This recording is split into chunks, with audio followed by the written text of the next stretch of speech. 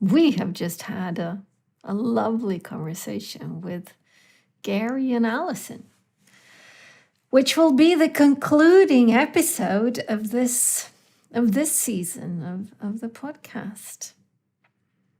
We will. Yeah. And what a season. And what a season. What a trip. Yeah. The Swedish word mersmak comes to mind, where I want more. Yeah. It's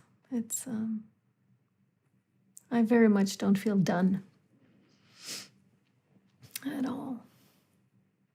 I think we can. I can speak for all of the people listening and say that we're not done either. So we're quite happy that you're not done. Okay. Yeah. But in this episode, we reflect on the season that's passed. Yeah. And it's fun. It is so fun to hear, it's like, because this in and of itself turns into a meandering conversation, right? Of reflection and insight and questions and queries and just kind of picking up on or, getting curious about or confused or, yeah, it is the best. It is. It is the best. It makes me very, it's, having now spoken to Gary and Alison about this, it makes me very, very bubbly to have done this with them. And I feel extra especially, what's the word? It's a luxury for me because they are in my life. I don't say goodbye to them. I will continue to have conversations with them because these are the two that I have been having bi-weekly conversations with for more than a year, more or less. What a lucky one I am. And it isn't luck. It isn't luck. I've been doing this. It is deliberate. It is. It is. Yeah. So I hope the people listening will enjoy this too. A little bit of a reflection on what it's been like. Yeah. Enjoy. It's Sunday. It is. Don't go to offices on Sundays. Well, that's the thing. In this particular week, I sort of found it more convenient to sit here to work and rather than sit at home working. But you don't have as pretty a YouTube wall. I don't. I've got a ginormous printer machine and a trash can instead. Yes. It's almost as thrilling. And you've got a nice chair. Sorry? A nice chair. I'm envious. I do. Of the chair. Yeah. It's super luxurious to have these. They've spent quite a lot building their office, and now that I'm here alone, I get to use their stuff instead of the regular consultants' sort of lousy chairs, which is quite nice. I find it nice to have a trash can around too, actually. So it is quite nice, and someone else emptying it. Even better. How are you guys? I am in the collapse of the time-space continuum, having barely made it to the meeting on time, but in the scheme of things, right on time. Other than that, it's good to meet you, Caspian. Good to see you again, Alison. I think it's been a year almost since we spoke last. Hard to believe. And always good to see you, Helena. Oh, thank you. Thank you. And now that I know you in the movement of Lindy Hop, which I understand Alison does as well, but perhaps. Well, she could. It's on the Creative Community website. So I have I posted in my dailies. I posted 2 Lindy Hop dance snippets with me dancing. Oh, haven't seen that. Haven't seen much. No, you're on vacation. You were on vacation. Where are you, Alison? I wouldn't call it a vacation. I'm living my life on the road in Scotland. Ah, which you've often spoken about. How beautiful. Yeah, so I finally made it. Yeah. I've Thanks been for taking us. on the road since the 1st of September. And the weather has, I don't know whether you can hear the rain, but the rain has arrived. It was beautiful blue sky this morning, but pretty strong wind. But the rain has arrived and is due to be here for the rest of the day. And the van is rocking a bit in the wind. Wow. It And doesn't. I can't pick up on it at all. Oh, right. Yeah. Cool. Thanks for taking us along with you on your trip. I've never been to Scotland. Well, you're here now. Yes. And we're on the northeast coast. Yeah, which is it's quite wild. It's quite wild. Yeah. Well, wild in what sense? The weather, I think. The wind. The wind is definitely a wild wind. And there's barely any trees. Yeah. So I was down in the harbour last night. That was quite sheltered from the wind, but the 4G signal, it comes and goes with the wind, and it had at 2:00 it had gone. So I'm now up high in the wind, but the signal seems to be working. So I will go back to the harbour for the night. Not staying up here. Wow. And you are following that wild wind of your soul too, it seems. Yeah, that's a nice way of putting it. Definitely following something that is internal. So that stirs me internally as you say that. Oh. If I may be so bold as to admit. Yeah, tell me more. Well, I'm suddenly hot with the stirring, if you will. And I feel you might just be turning the corner to my driveway any moment. There is that much wildness in the wind that flows. And I cannot wait your arrival. Yeah. Or I'm looking forward to your arrival. Ooh. Is that the doorbell I hear now? I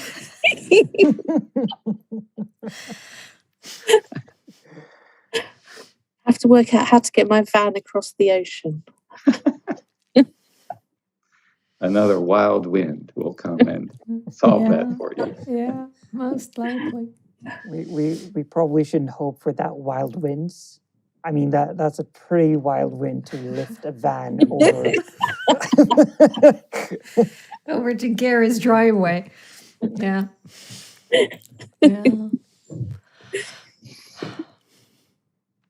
Well, it's interesting, or it's fun to have you guys here.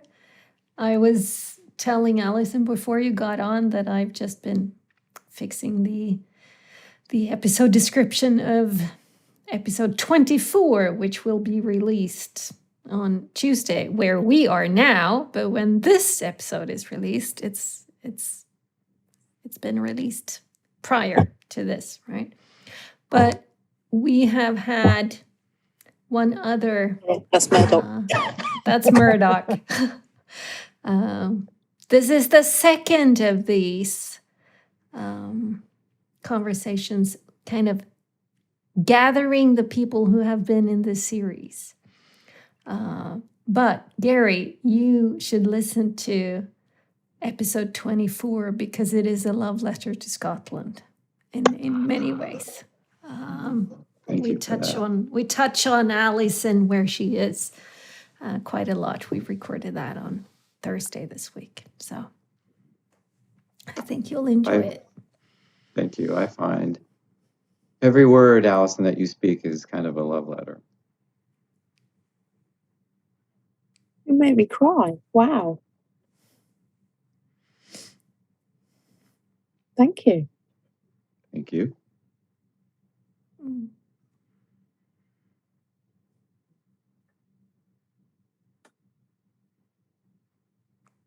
Yeah.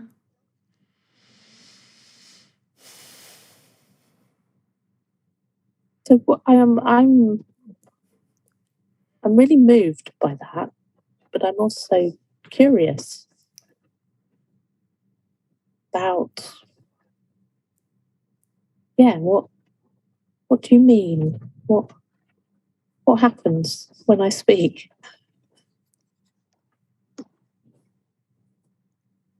I feel, how would I say it? I feel you speaking from the inside of my heart.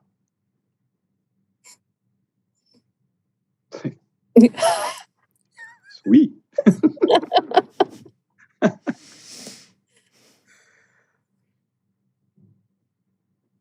You have a big hug.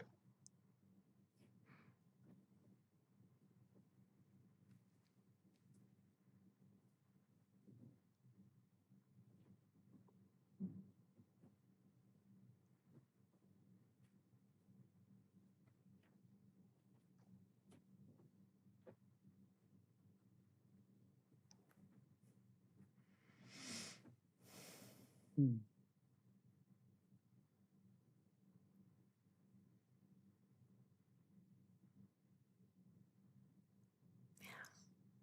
I don't know how we move on from that or take off or I mean that could be the whole The episode. end. The end. For sure. Yeah. Yeah.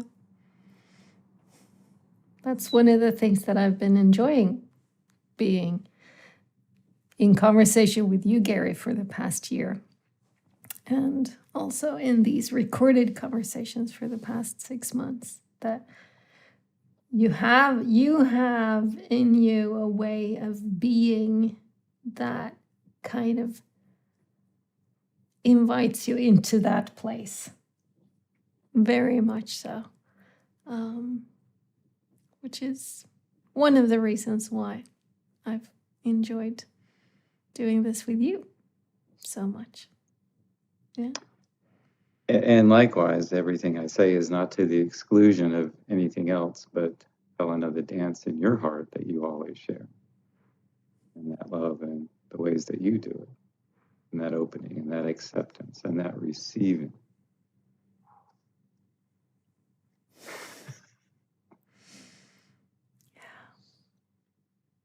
Mm.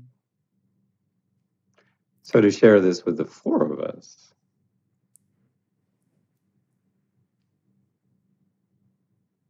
is, and I don't have the words, many times over, opened, fortified, inviting possibility.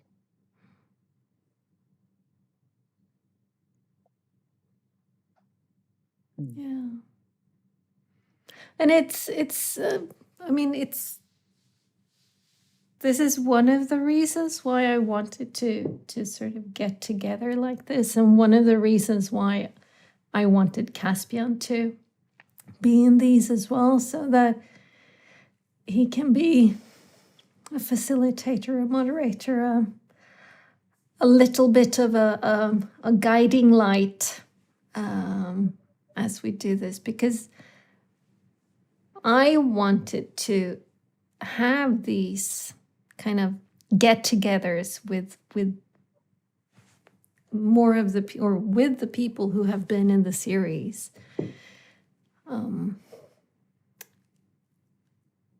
because I'm curious what, like you say, what might happen when we talk and share, what's happened in the last 6 months, and what have we discovered, and to see how that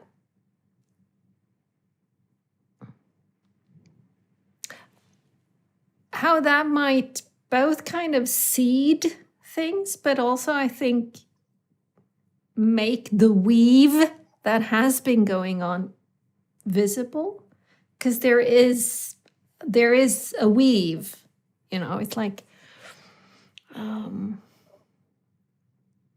so. One of the things I love about it, and I'll see if I could say this, is the higher level of structure, if you will, that comes forward in such meandering conversations. And they're not meandering at all, but they're guided from a different place. And I hate to go to a hard example, but I'm reminded of the growth of trees, if you will. So the trees don't set up a scaffolding and go, okay, this is what I want to be when I grow up. Or this is what this yard needs me to be. But they structure themselves from the wisdom intelligence or the biointelligence or the natural intelligence from within. And they do a pretty good job at that. They do. At least I'm in love with many trees that I have become aware of. And I think that same process is active here. And it uses different aspects of the brain. It uses different aspects of relationship, nature, our nature, consciousness. It's like, how many high fives can we?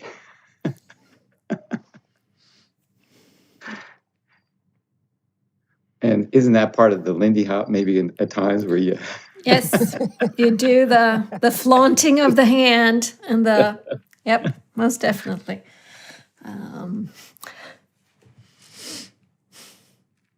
Yeah. Lindy hopping high fives all around. All around. So it's really nice to have all of you here and being with all of you here. And what Helena said to me, at least when she proposed us having these conversations of sort of rounding up the last 6 months, or I don't want to say summarize, but maybe conclude is a better way. Sort of putting an epilogue to this season is that we, or rather Helena, wanted us to sort of reflect on the experience of being in the conversations themselves, being in recording, and joining in and creating this space all together. But before we even go into that, I would love to hear what you guys expected when Helena asked you to be on the podcast. What was your reaction? What were your thoughts, expectations, feelings? What did you see before you?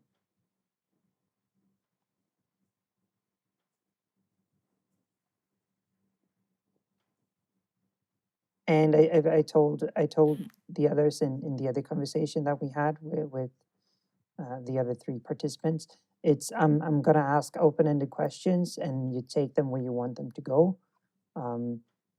And I'm also sort of I love the sort of tool of popcorn. So when you're hot, you pop. I'm not going to direct the word to anyone. When you feel like you've got something to say, if you have anything to say, just do.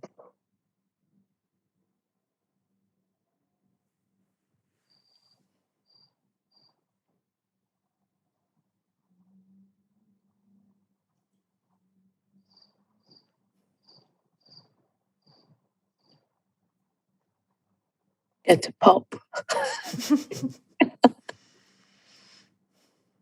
I don't think I had any expectation or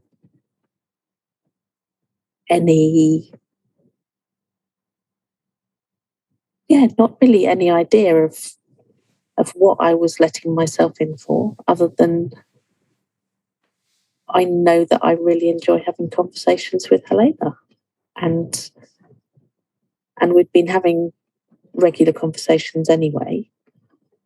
And then when she asked whether I would be on a podcast, I suppose I was surprised that I said yes. But maybe that comes from my trust of Helena, and a willingness to say yes to things, and not get too caught up in thinking about it, because it's a thing that I do. I get caught up in my thinking and don't do things, which is why it took me so long to get to Scotland. And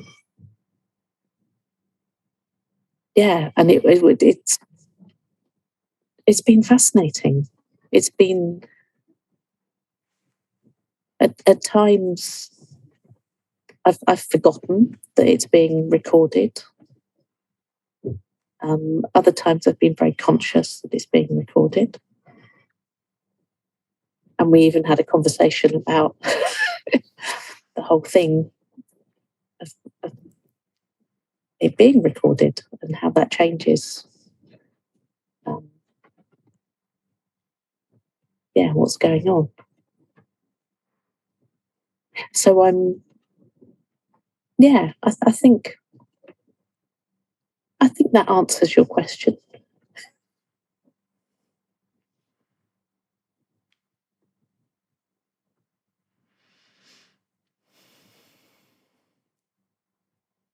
So for me, I'm always searching for the right words. I think I was a little nervous. And, there's a certain amount of deep-seated trauma in my life that I don't tend to talk about. But it's around how much I love being naked in all kinds of ways, and have been neurologically traumatized against that, if you will. And that's where that had come from. But on the other side of that coin, the nakedness, in so many ways, is what I love the most. And Helena, you and I have been very naked in all of our conversations, as you and I have been, Alison, as well. And the co-creative discovery of the mutual, and what I call intermutual nakedness, was like eternity opening up, infinity rather opening up, both really. And it's like, let's see what happens. And it's a most natural way for me to be. So to find a partner and partners in that, where we can nurture each other in this living and discovery and creating and being intimate. It's like, wow, I think my soul has wanted that forever. And I think all of our souls want that at all times. So it was an opportunity to step into that. And the recording of it was like, that light's on. You know, there's no turning back. There's no waiting for Godot, you know, however that might be said. And I hope that for the people listening, it's a model of new consciousness. It's a model of more of the potential of being human, more of what's possible, and more of how we might solve human problems, environmental problems, all of that, from the spaces, from the energy, from the co-creativity, from the intimacy of how we've shared this, and from the structure of that tree growing itself in relationship. But expectation specifically, no, it's just this openness, this bright ball of light of openness.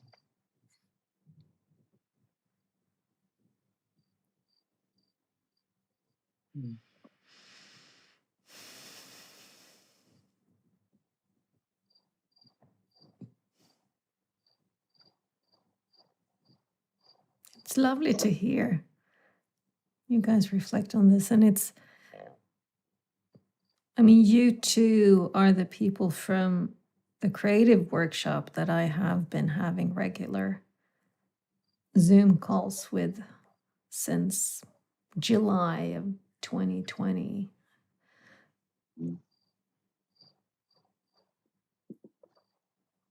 And I think you're sort of putting the nakedness on the table in a sense.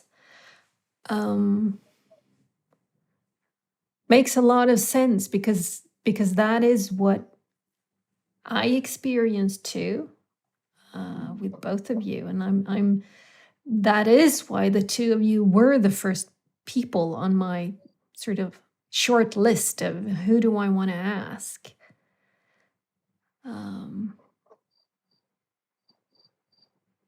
Because I know that we do.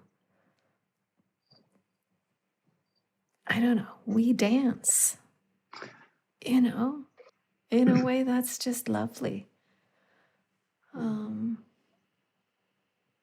you're great dance partners to dance with. It's like, it's fun dancing with you.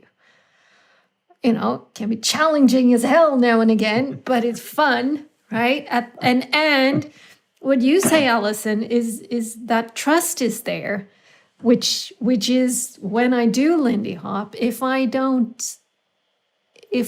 that isn't there, it's a lot harder to dance. Like actually. So yeah.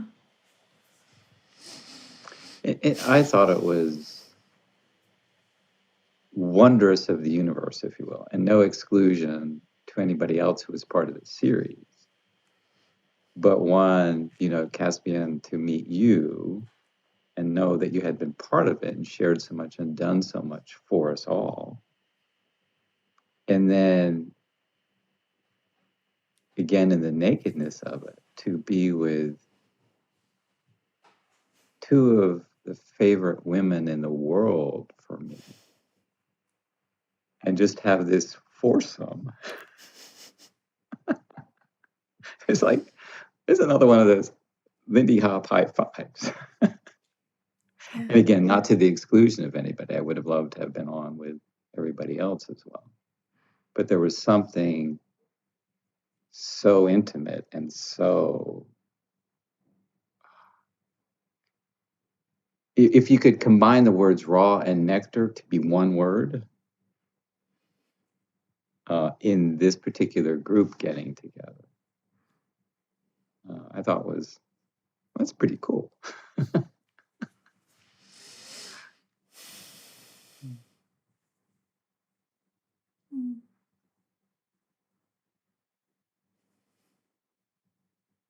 So It's how's pretty it been cool, for you, isn't it? Caspian? It is. What did you expect?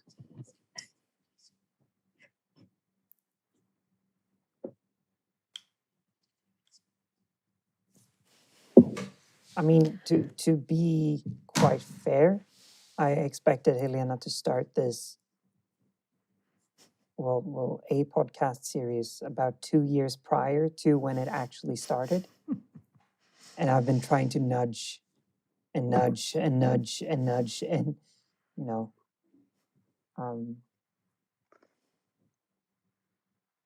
sometimes maybe forcing a start of a podcast series. But I didn't expect anything else than the magical conversations that have been. All of these 25 conversations that I've been a part of editing have been just that, magical. And I really didn't expect anything else than that.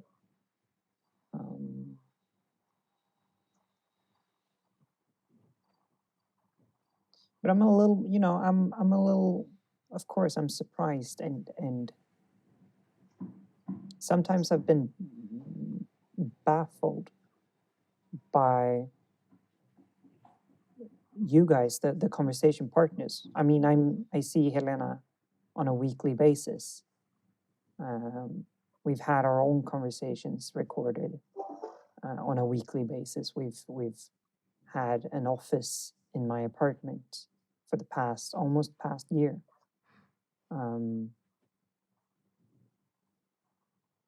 But to get to meet all of you in this nakedness, in the rawness, in the sometimes challenging conversations have been, it's been really, really nice.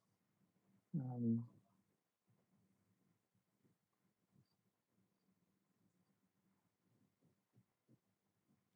yeah, in terms of expectations, I didn't expect anything else, really.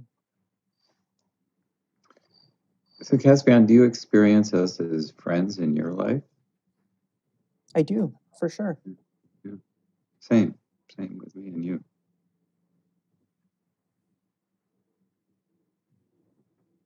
And that's curious, We've never met. We've never even spoken to one another. Right. And that's been my experience with all of you. I feel like I know you on a very deep level from being that fly on the wall.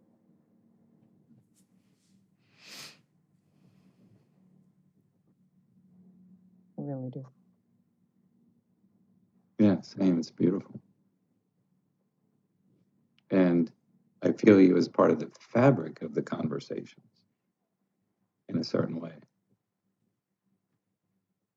So thank you for that.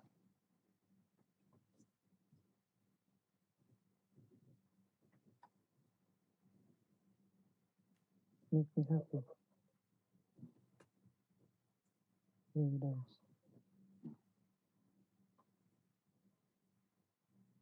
So I would sort of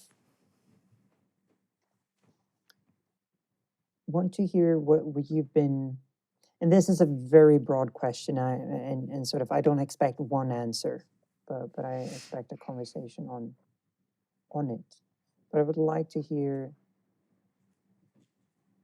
your experience on being,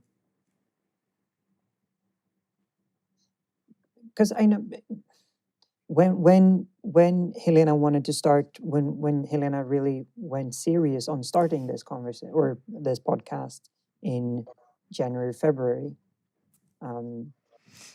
one of the conversations that we had was, how do I find, I don't want to do interviews and I don't want to find a new person for each and every episode.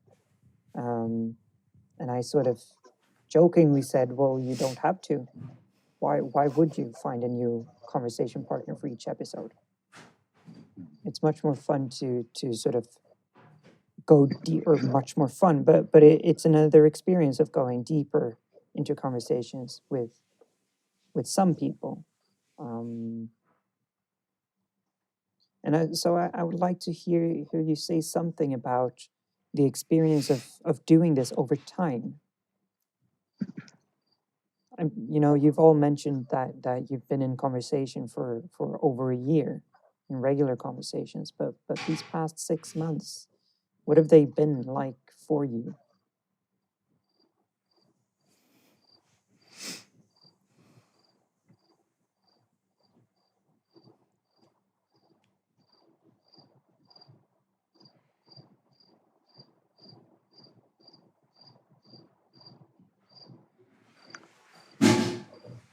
I have an experience, but I don't know that I could speak from it. It's a great question.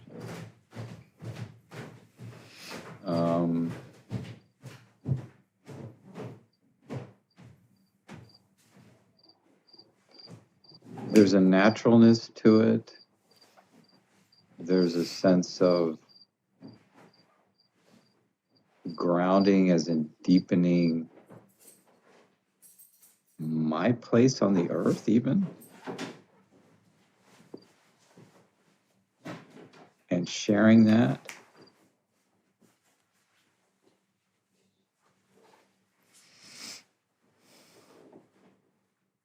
And there's a sense of joining, and this is going to be, it's a big word, but it's going to feel small compared to how I'm experiencing it. Joining community in a different way. But it's joining the collective human experience, consciousness, friendship, heart, all of that in a deeper way. It's, I feel like we're pods in different places all around the earth, grounding these experiences into the earth and building the light or the energy, the communion, the collective togetherness together. And it's like, boy, have I always wanted that. And these conversations, now I know, midwife, if you will, Caspian through you, and Helena through you, into the world. It's, there's a sense of church involved with it, as in sacredness. And it feels expansive, broad, just really, like, let's do this thing, this, in these broader ways. And, when you get really naked, then your boundaries expand. The surface of the body and consciousness and all that expands. And I feel that all happening and being fortified and being nurtured, with the conversations. And not just the ones we've had, but, knowing that these other ones have been going on as well during the time period. So that's some of what I'm feeling.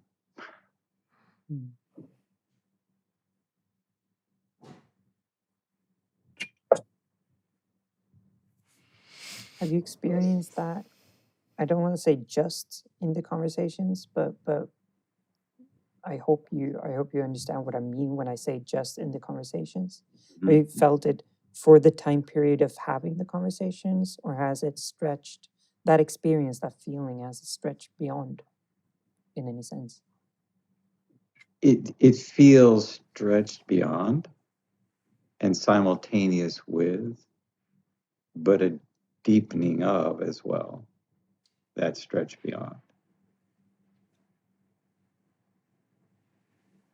So in the sense of the time-space continuum collapsing, where it all happens at once and nurtures everything all at once, there's been that expansion, I think, Caspian, of what I sense, or what I hear in the asking of that question. And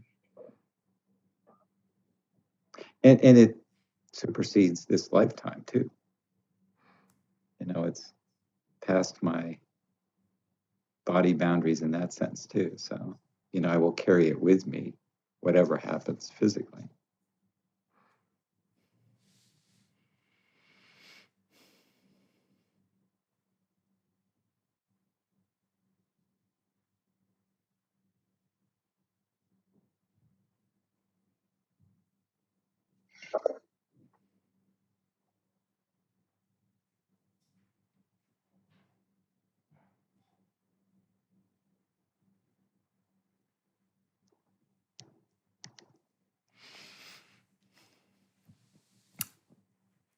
When we had the last conversation with Mike and Frank and Beverly, I had an insight into how I've been 5x'd in this, right? I mean, I've had 5 conversations with you, Gary, and 5 conversations with you, Alison, and 5 conversations with the other 3 individually as well. So I've been having 25 conversations. And I mean, there hasn't been one that's been, basically 1.5 hours is the shortest one. And then me and Frank, we went 2 hours 50 one time.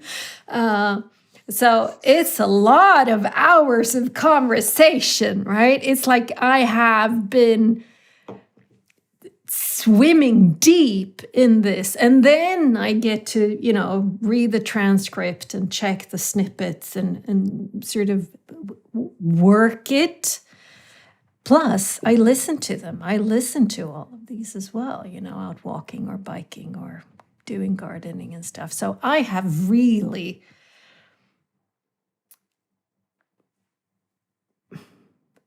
This is such a huge part of the substrate that I've been swimming in for the past 6 months. It's like you guys are so there.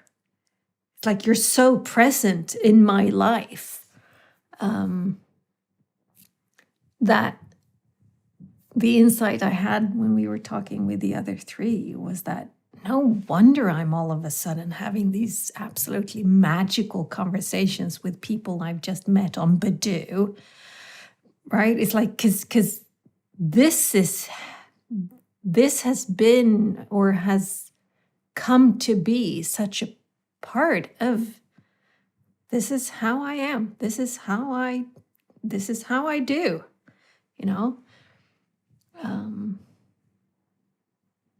So for me, it has most definitely been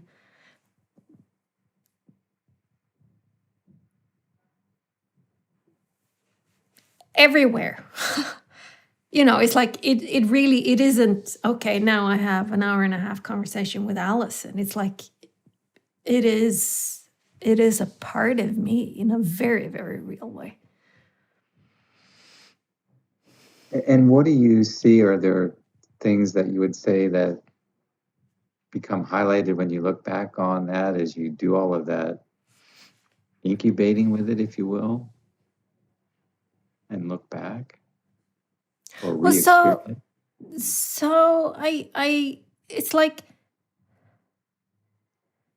I can look at myself. I can look back at myself and see that I've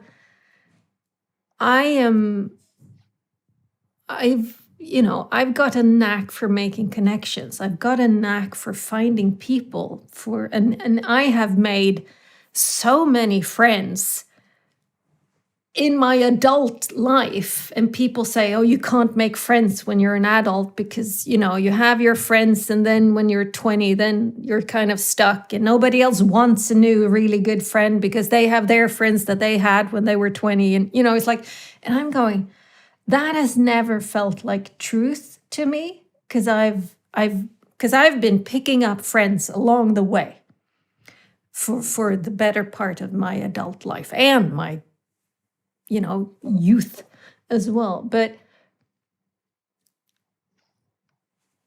so that has been there. So I'm not surprised that I have an Alison and a Gary and a Frank and a Mike and a Beverly to ask into one of these things. And at the same time, we have together been like diving deep immediately in a way that makes the other connections that I'm making go much deeper, much faster. So if that is me, I know it is me inviting it, because I kind of, it's like, let's go down there in the depths, because that's where the fun stuff is. It's like, ooh, right? But it also might be a little bit of me getting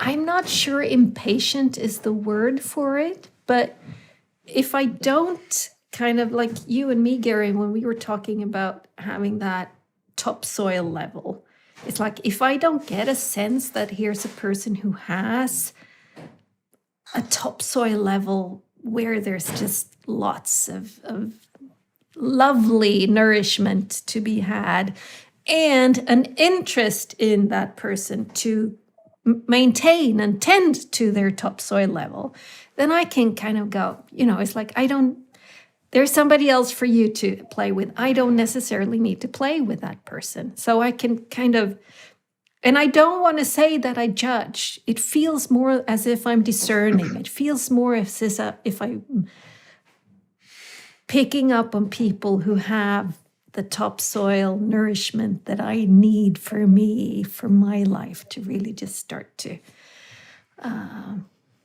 take off in the way that it does when you meet somebody who has a different set of microbes. It's like, what now? Right? What type of fungi might pop up here? Right? It's like, ooh.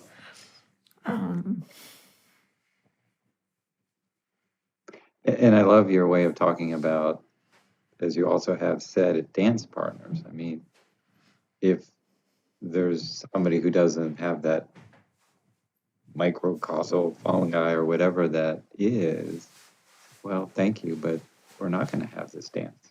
Yeah. And that's okay. Yeah.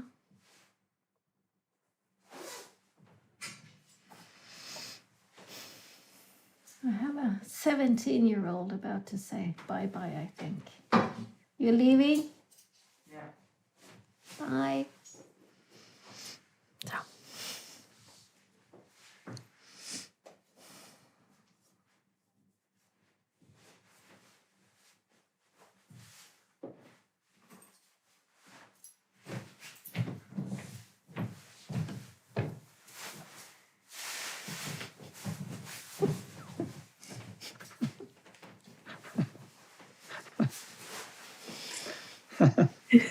Well done.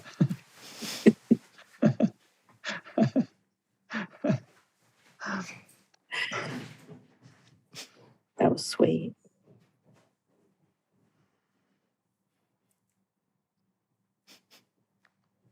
Yeah. So it's really interesting hearing your experience, Helena, with the sort of and yeah, just imagining the depth of immersion that you've had with these conversations. That not only have you had 25 conversations, but you've listened to them and looked at the transcript and done stuff with them. And I'm thinking, I just had 5 conversations with Helena, and it's the sort of that slight edge that was different from having conversations with you that we were having anyway. And there were I remember there were times when we had a slot booked, and then we agreed not to record the conversation, that it wasn't a recording day. It was just a let's have a conversation. And then I began to see from that the conversations we have, there's always something that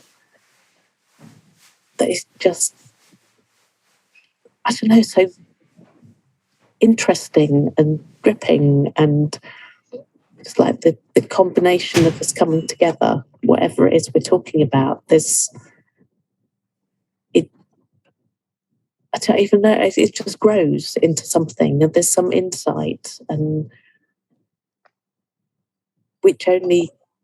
it only comes through conversation. It's not something that happens in my head or by myself.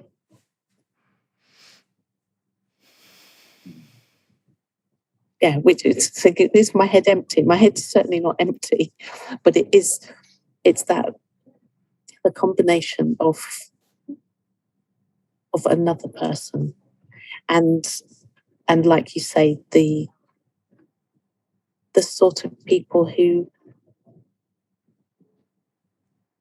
are able to have those conversations, to meet at whatever level it is that we're meeting at, and I know those are the conversations. When I think about the people that I do speak with, that it's those conversations that bring me alive, and that's what I want. And I find it so challenging when people just, they have no idea that there is that other place to go with a conversation. And yeah, so I'm just thinking about the people that I've met while I've been on the road, and yeah, there's a sort of very, I don't know, there's more of this going on. There's a lot of hand waving, which feels very meaningless. But there is a connection. But I'm getting that there's a connection. And since our conversation on Thursday, I've been really amused rather than irritated by these. I was having a moan that I was being really irritated by couples in motorhomes who, because a lot of the roads I was driving on were single track roads with passing places. So the etiquette is when you're waiting, or someone, both parties wave their hand in a gesture of appreciation. But whenever I was passing a couple in a motorhome, both of them would be waving their hands. And I just had this reaction. It's like, don't do that. It's like, who's driving? And it's always the man that was driving and the woman wasn't. But yeah, the last couple of days, I've just, every time it happens, I just giggle. It's like, oh yeah, they're doing that thing. Do that thing.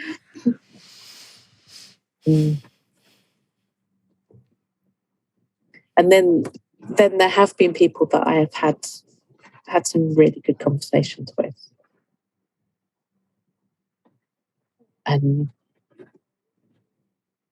yeah, particularly the two friends that I met, one that I had met in person, but we hadn't seen each other for over a decade.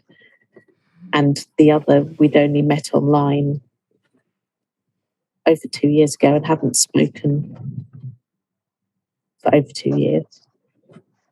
But I spent a lot of time with both of them, and it's like, yeah, here I am with you. And it was just felt so good. Like, yes, I know why I came to Scotland and got in touch with you.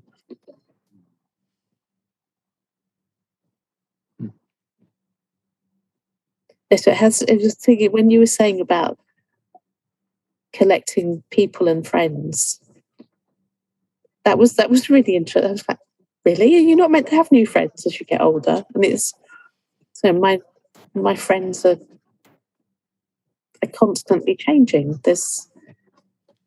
But I do remember somebody saying, "Oh well, no, I've got no space. I've got my friends." So I agree that some people believe that's it. You've made your friends. But yeah, it got me wondering, well, if I was to choose 5 people to have conversations with, 5 by 5, who would they be?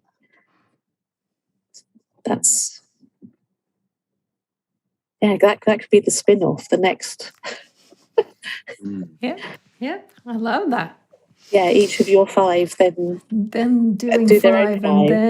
and then we Then take over we the take over the world. And honestly, I mean, I think that is one of the things that I don't expect it, but there's the hope for that.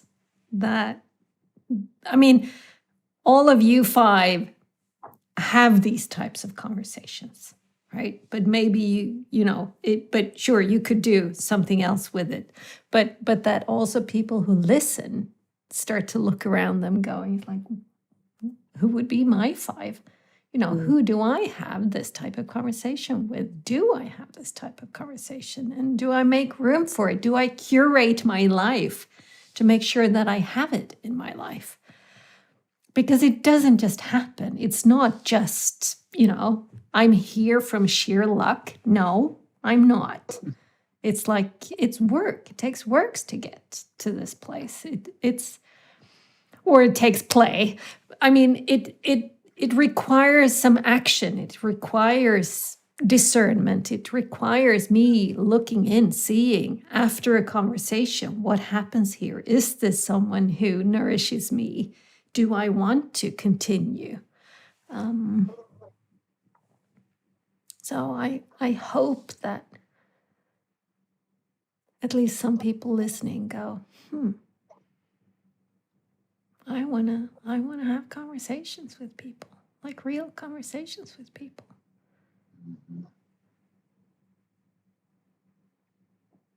So Alison, I love that 5 by 5 going out 5 by 5. And I think, oh my gosh, I need Caspian, if you'd be willing to midwife my one of those 2. And more to say on that. And Alison, I want to ask you, if I might, those conversations and the way you talk about them in your travels, but specifically the conversations. Is there some of that wild wind in those as well? Is that what whips up into conversation or something?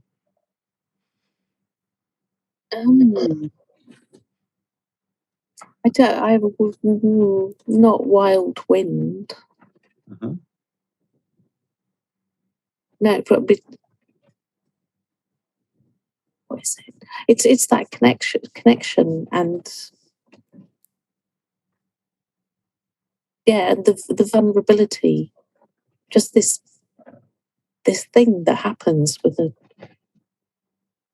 good conversation. I suppose there's the trust. Mm-hmm. And maybe, interesting sort of thinking back that when, with both of them, first meeting them after having never met or a long time, so I chose to spend more than just, let's meet for coffee. And it could have been, we just meet for coffee, and then I'd have moved on. But each time I wanted more, having had that initial contact, and it just got deeper the more. And there was the mutual thing of being seen. Yeah, a two-way process, not all on one. Mm-hmm. But the time, it was interesting, sort of time and attention. It's like, oh yeah, that thing again. That it takes time, and it can't be rushed. You can't get to that level of intimacy in 5 minutes. although maybe you can once you've done the groundwork.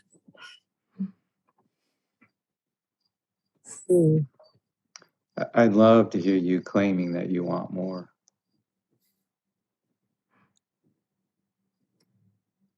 I love that.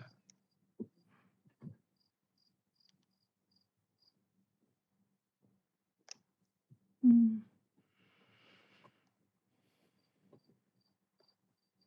And then, of course, the time and attention, as you say, to do that. It's beautiful.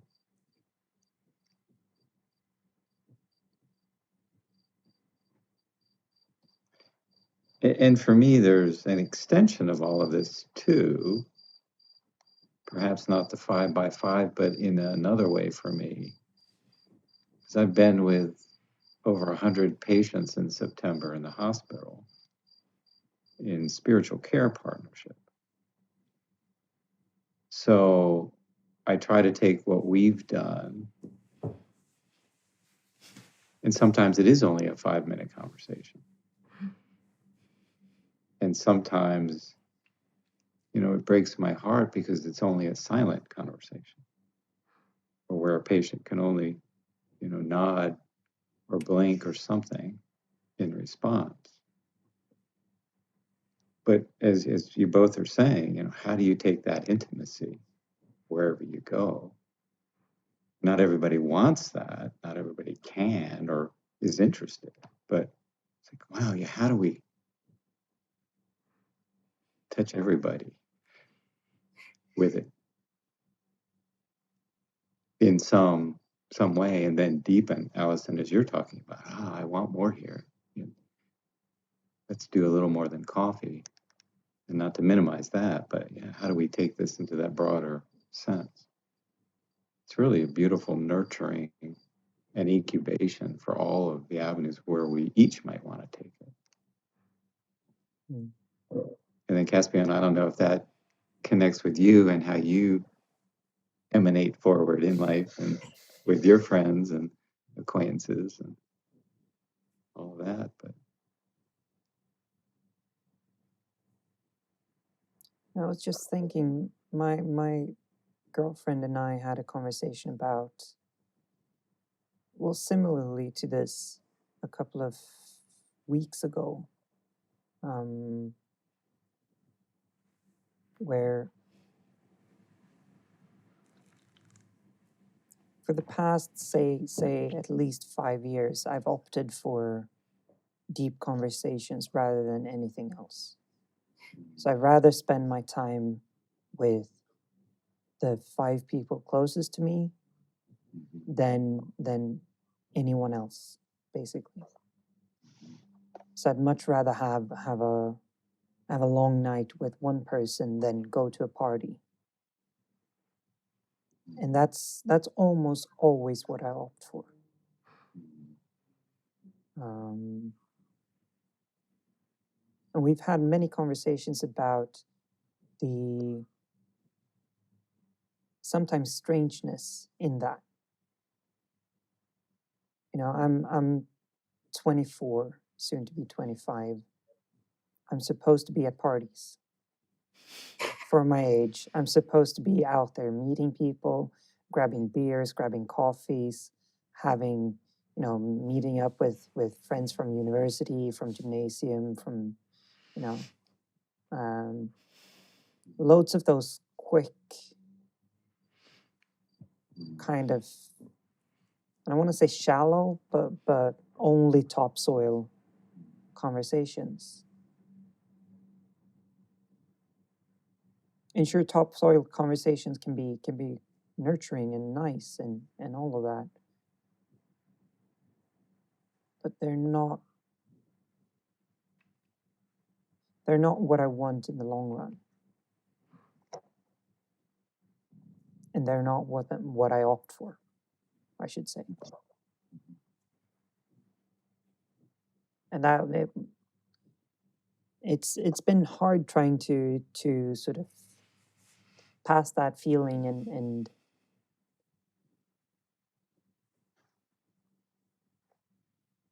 that insight on to other people. Sure, my girlfriend sort of, I think she gets it now, but it's taken us hours of conversation to get there, for me to sort of try to pass on the experience that I have, the feeling I get afterwards, the reward, the connection, the community, all of that. And with others, I've tried to, for many years, to sort of pass that on, the experience of it. Not succeeding necessarily.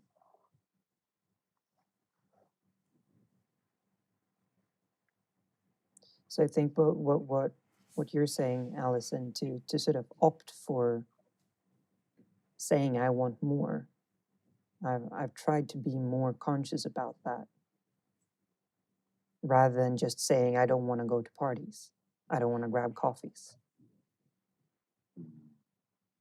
Sort of seeing what it is I'm attracted to and what I want.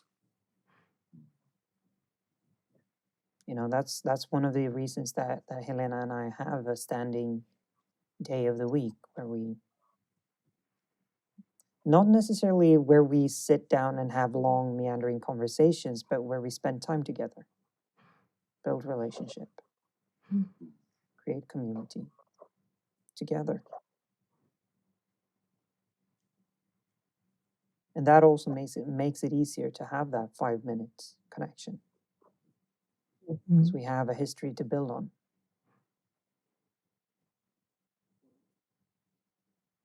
We have a track record.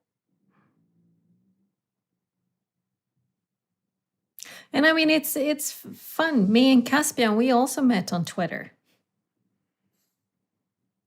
So, you know, or also, I didn't meet you guys on Twitter, but I mean, online, it is possible to meet people that online that really, really, truly come to be very close to you, because that is what I experience.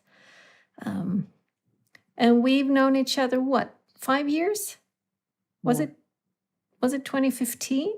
14, 15? 14, 15. Yeah. I think probably 14. Yeah. But you are local to each other, right? You get to visit. We are local, yeah.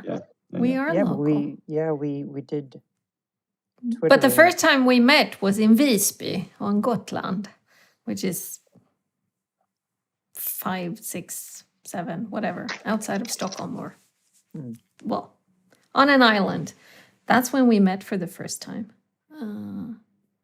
And by then we had been interacting on Twitter for a year or something like that. Yeah.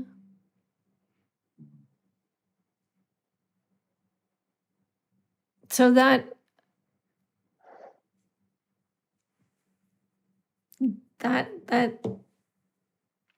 affinity, or the pull, the you know, something starts to happen, to be conscious of that in myself, and where does that happen, with whom, and I want more, because that's the signal.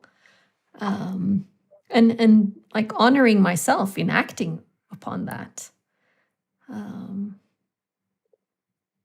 And you know, it's like, I think it's really fun. I'm 49 years old, and I can say I have a 24-year-old as one of my best friends. It's like, yeah, I'm so cool, right?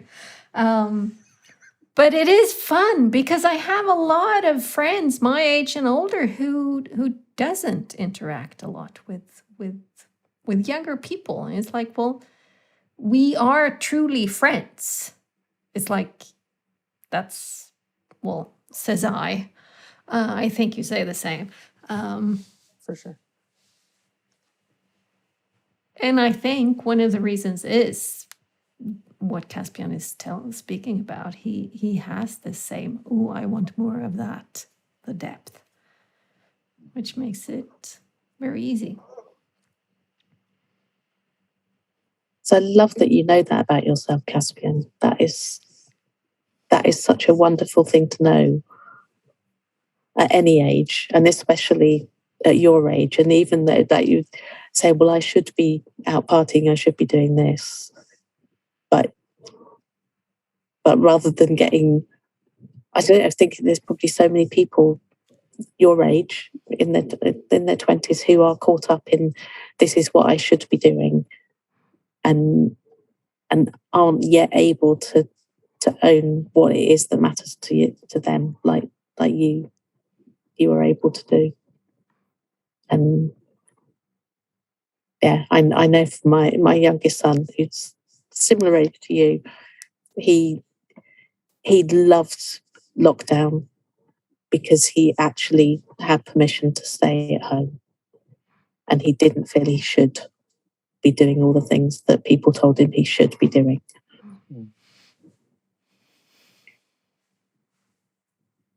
Yeah, and I mean, I think that's quite universal.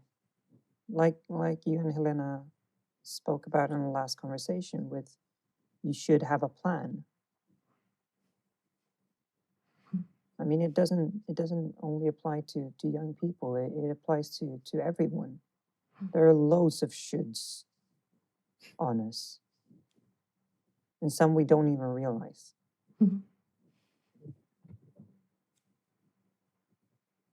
I mean, we probably shouldn't be making these conversations or these connections over Zoom. But not.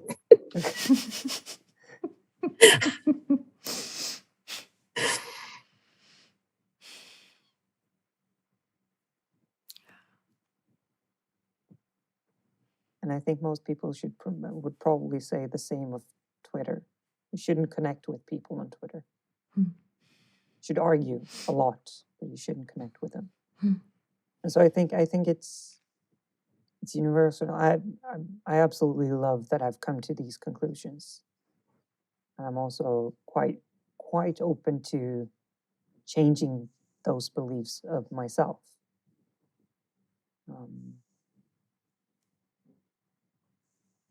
But I think coming back to the conversations that you guys have had, I mean, one of the wonders with conversations like this is that you realize a bunch of stuff about yourself in connection to other people. And Caspian, where did you, or do you mind saying more about how the sense of that willingness to know yourself and others and the willingness to change came about? And ditto with Alison, what you said in terms of, whatever age, and I don't, we're all of different ages, and I don't tend to differentiate or base relationship based on age, but nonetheless, there's part of me going, gosh, I wish when I was 24, I had a sense of knowing myself, knowing others, and knowing that I could change or wanted to change. So I just love that you have that, acknowledge it, nurture it, appreciate it.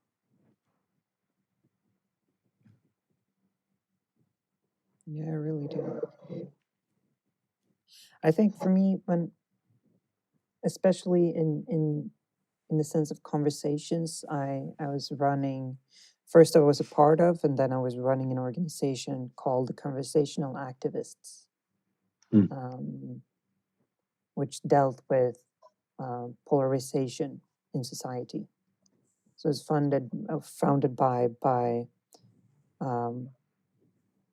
one guy who was a refugee. He came to Sweden when he was 2 with his parents, and the other guy was joined a neo-Nazi movement when he was 16 or something, and then he exited, partly because of a conversation he had with Navid, who came in from Iran. And in that in that organization, we hosted conversational workshops on tough subjects, roundtable discussions, and those kinds of workshops of discovering conversations. And I think I realized during that period that I could be nurtured for a month of being in one of those workshops easily.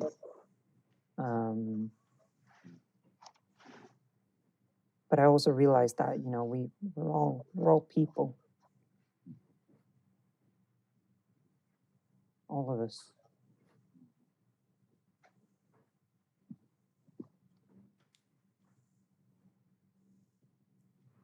then from that, sort of developing a sense of self, and realizing that there are all of these people have experiences that I can learn from.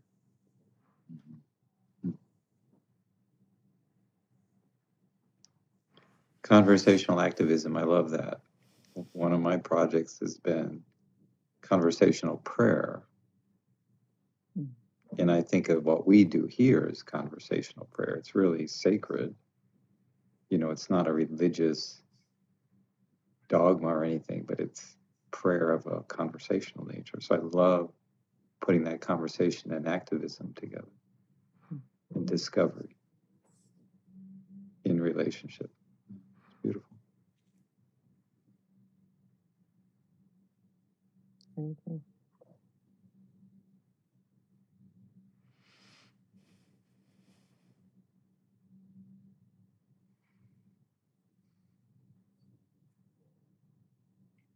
I'm going to have to go soon because the weather is wild and I'm getting cold.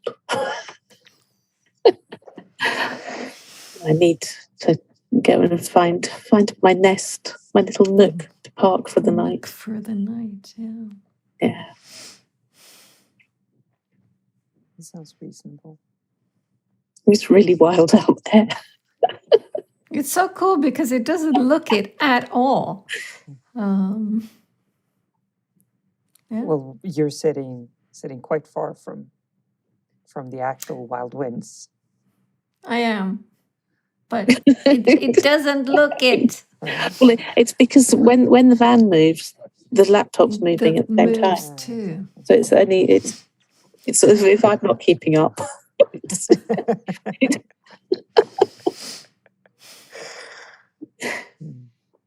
Yeah, it's quite exposed up here. And there is the most enormous wind farm out at sea. I knew there were such things, but I've never seen one out at sea. I don't know how many turbines there are, but there's a lot. They'll be busy tonight. They'll be doing their work. Yeah. Do you have a wrapping up question or something? Yes, I would love to, sort of before we leave it, I would love to hear you say something about what you bring from being on or in these conversations. What do you bring from having had them, from having been recorded, from having been on your first podcast series, possibly? I don't know if you guys have been on any previously. Sort of what are one or some takeaways from the experience?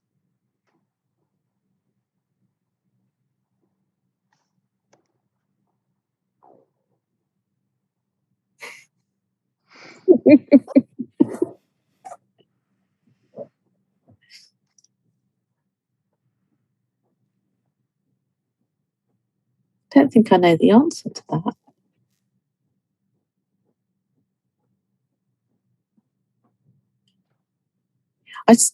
that. I'm really curious about who listens. And the idea that anybody is listening.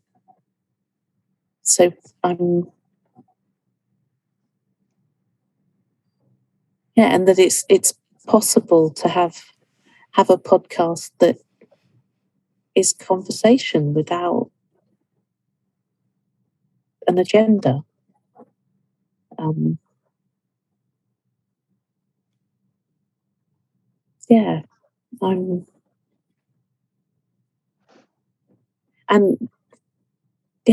It's my first podcast series, first podcast ever. So that feels really good to have I've done that. I'd be open to doing more.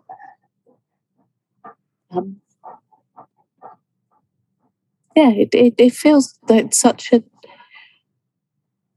lovely experience to have been a part of, and it's certainly a stretching and growth experience,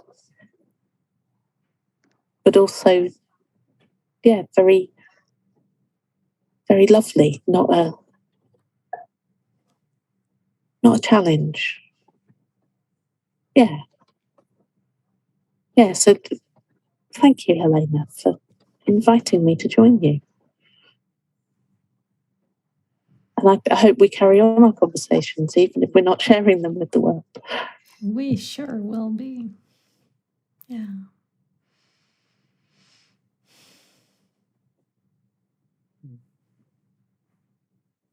And for me,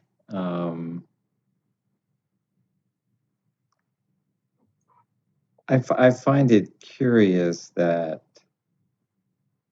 how would I say it? I identify more as the presence between people.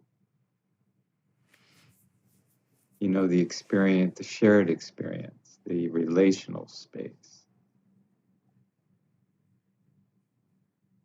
And that's where the magic is.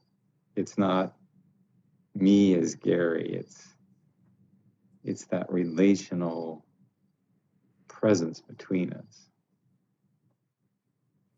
And the value of creating that, Alison, as you referred to as well, you know, something's created in relationship that doesn't exist otherwise.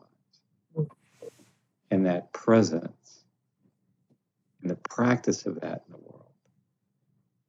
And that the sense that I've been invited in, you know, blowing all of the circuits in my historical mind going, oh, you know, I'm not fill in the blank enough. But that, yeah, I am enough. And that, you know, we can be dance partners. And the whole value of that in relationship. And then again, as we've talked about, double clicking on that and taking it out into the world, if you will. And it's that letting go of myself at the same time of all the other things we talked about, the intimacy and everything else, that letting go, it's like, yeah, I'm not here anymore, but I'm more here in that presence together than ever before. It's beautiful. Yeah. And thank you as well, Helena and Alison and Caspian, for your parts in this as well. It's quite exquisite.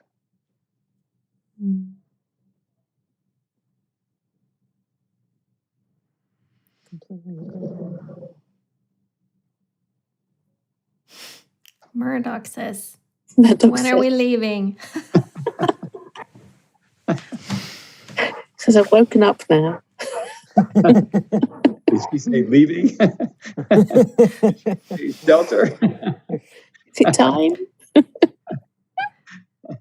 I just want to, I think that what I'm taking forth is now I'm starting to gather the next season, my next adventure.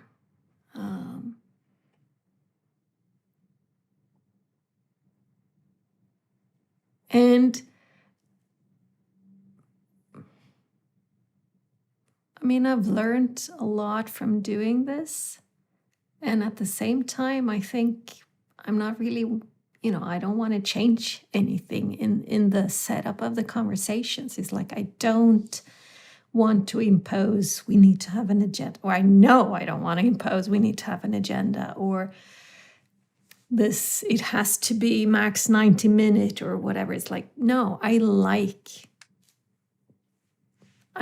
the openness of this. I like the whatever the possibilities is. I don't want to limit that, like we were speaking about on Thursday, Alison. It's like having this open field where we can dance however we want to dance. Is it wild dancing? Is it really soft and slow and close? And you know, it's like all of that. So it's been a thrill for me to do this. It is a thrill for me to do this.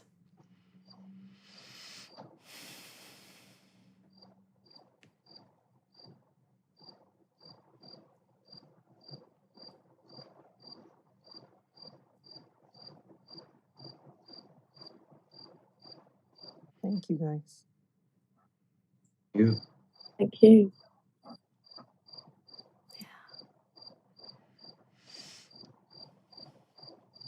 Thank you all. It means a lot to me to have you play. And it's fun, Alison, to hear you say, well, I might do another round of podcasts somewhere, somehow. Like, yes. Well, I'm It's fun just, to hear. yeah, I like the idea of it being this chain of five by fives that continue. That's a really cool idea. Yes, I shall write my list of who my 5 would be. That would be fun. Yeah. If nothing else, it's an invitation to look at that as these are people whose presence in my life I want. And, making sure that you tend to that. Yeah. Mm-hmm. Sure.